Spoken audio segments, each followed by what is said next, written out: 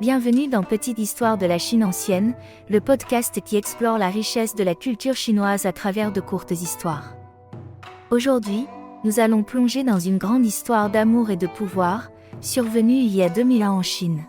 C'est l'histoire d'un empereur fondateur et d'une femme qui incarne la douceur et la loyauté. Après la chute de la dynastie des Han de l'Ouest, la Chine traverse une période de chaos. Le pouvoir usurpé par Roi Hongman plonge l'empire dans la guerre civile. Partout, les soulèvements éclatent et les seigneurs de guerre s'affrontent pour prendre le contrôle du pays. C'est dans ce contexte troublé qu'apparaît Liu Xiu, un jeune homme issu d'une famille de la noblesse déchue. Encore étudiant, il avait déjà confié à ses amis une ambition à la fois politique et amoureuse. Si je dois faire carrière, je veux devenir commandant de la garde impériale, et si je dois me marier, ce sera avec Yin Liroi. Yin Liroi, une jeune femme réputée pour sa beauté et sa douceur, devient ainsi son idéal depuis la jeunesse.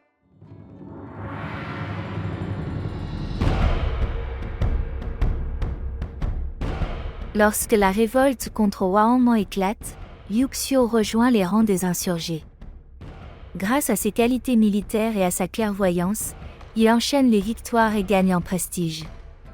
C'est alors qu'il parvient enfin à épouser Yin Liroi, réalisant le rêve de sa jeunesse.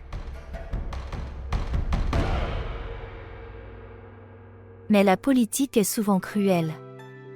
Craignant la jalousie du chef des rebelles, Liu Xiu prend la difficile décision de quitter son épouse et de partir dans le nord de la Chine, dans la région du Rebei, afin d'y rallier les grandes familles locales. Pour sceller cette alliance, il épouse Guo Chantron, issu d'un puissant clan. Yin Liroi, loin de lui en vouloir, accepte ce sacrifice et fait preuve d'une patience remarquable.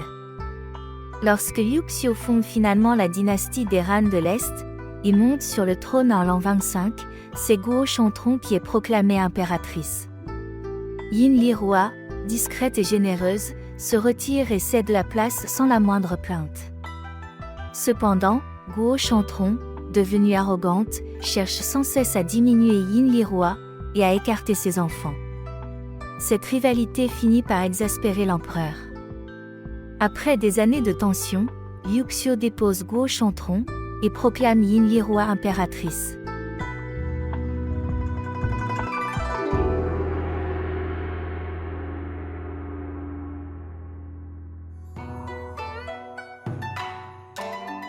Mais ce qui rend cette histoire vraiment exceptionnelle, c'est l'attitude de Yin Liroi.